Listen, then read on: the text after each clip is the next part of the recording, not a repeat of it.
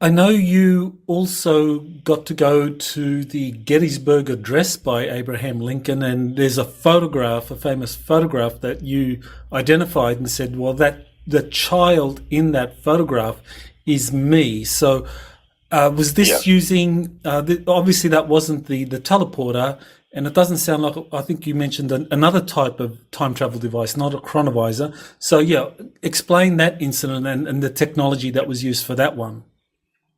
Right. I wasn't sent on many time travels via the plasma confinement chamber, but that was one of them.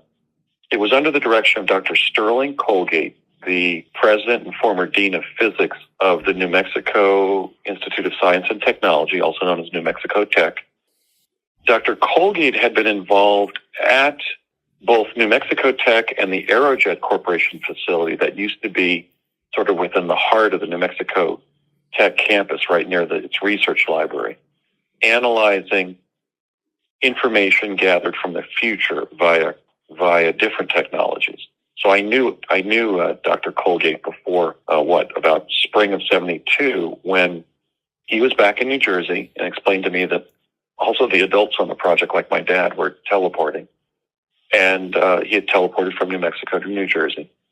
And they explained to me that they wanted to give me kind of a treat because I had served ably and well in Project Pegasus and had done everything that I had been asked to do to the best of my ability. And I could see that my dad was quite proud of me and grateful for my performance over the last 3 years or so. And my dad said, "Do you want to go back to Gettysburg and see President Lincoln give the Gettysburg Address?" And I kind of froze up because I was remembering that 1863 image of Lincoln by Alexander Gardner where he's sort of looking straight forward. He looks sort of like a smoldering monkey. You know, there's kind of an otherworldly look to Lincoln in that photograph. And I said, "Oh, Dad, I don't know if I can stand in front of the dais there in Gettysburg and watch Mr. Lincoln give the Gettysburg Address. That might just be too overwhelming." And that's like the most famous speech in presidential history, in the history of our country. And then Dr. Colgate piped in, "Well, Ray, let's reconvene in several weeks and we'll ask Andy the same question." And they did.